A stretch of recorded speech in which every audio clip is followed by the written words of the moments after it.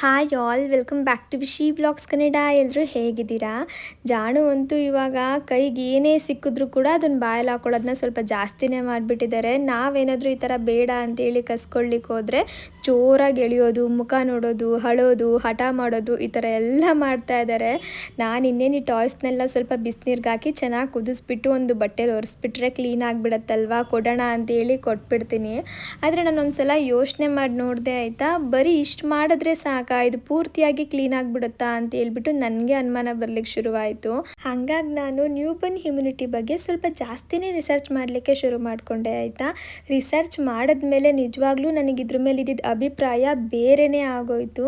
ನಾನು ಸಾಮಾನ್ಯವಾಗಿ ಯಾವ ಥರ ಅಂತ ಅಂದರೆ, ಮಗುಗೆ ಸಂಬಂಧಪಟ್ಟಂತಹ ಆರ್ಟಿಕಲ್ಸ್ ಇರ್ಬೋದು, ಪೇರೆಂಟಿಂಗ್ ಫೋರಮ್ಸ್, ರೆಡಿಟ್ ಡಿಸ್ಕಷನ್ಸ್ ಇದರಲ್ಲೆಲ್ಲ ರಿಸರ್ಚ್ ಮಾಡ್ತಾ ಕೂತಿರ್ತೀನಿ.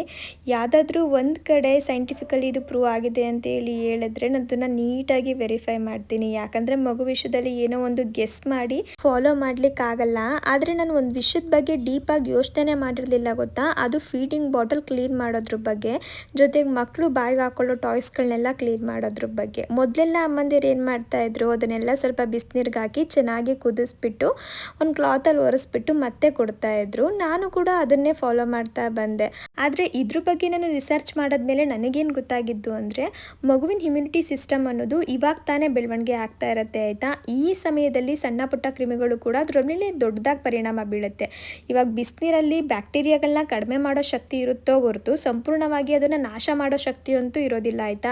ಈ ಸಣ್ಣ ಪುಟ್ಟ ವ್ಯತ್ಯಾಸ ಕೂಡ ಮಗುವಿನ ಆರೋಗ್ಯದ ಮೇಲೆ ದೊಡ್ಡದಾಗಿನೇ ಪರಿಣಾಮ ಬೀಳ್ಬೋದು. ಇಷ್ಟೆಲ್ಲ ತಿಳ್ಕೊಂಡಿದ್ದಾದಮೇಲೆ ಜಾಣು ವಿಷಯದಲ್ಲಿ ನಾನು ಚಾನ್ಸ್ ತಗೊಳ್ಳಿಕ್ಕೆ ರೆಡಿ ಇರಲಿಲ್ಲ. ಹಾಗಾಗಿ ಫಿಲಿಪ್ಸ್ ಅವನ್ ಸ್ಟರ್ಲೈಸರ್ನ ತರಿಸ್ಕೊಂಡಿದ್ದೀನಿ.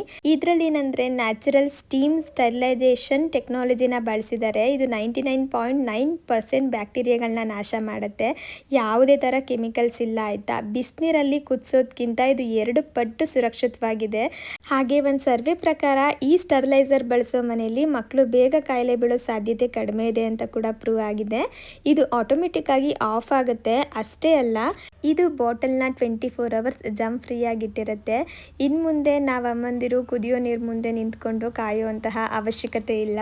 ಇನ್ನು ಪ್ರತಿ ತಾಯಂದಿರಿಗೂ ಕೂಡ ಒಂದು ಬ್ಲೈಂಡ್ ಸ್ಪಾಟ್ ಇರುತ್ತೆ. ನಾವಿದನ್ನು ಸಿಂಪಲ್ ಅಂದ್ಕೊಂಡಿರ್ತೀವಿ, ಆದರೆ ಕೆಲವೊಮ್ಮೆ ಈ ವಿಷಯನೇ ತುಂಬಾ ಮುಖ್ಯ ಆಗ್ಬೋದು ಅಲ್ವಾ. ಇನ್ನು ಈ ಬಾಟಲ್ಗಳನ್ನ ರೆಡಿ ಮಾಡಬೇಕಾದ್ರೆ ನನಗೆ ಯಾವುದೇ ಥರ ಭಯ ಇಲ್ಲ.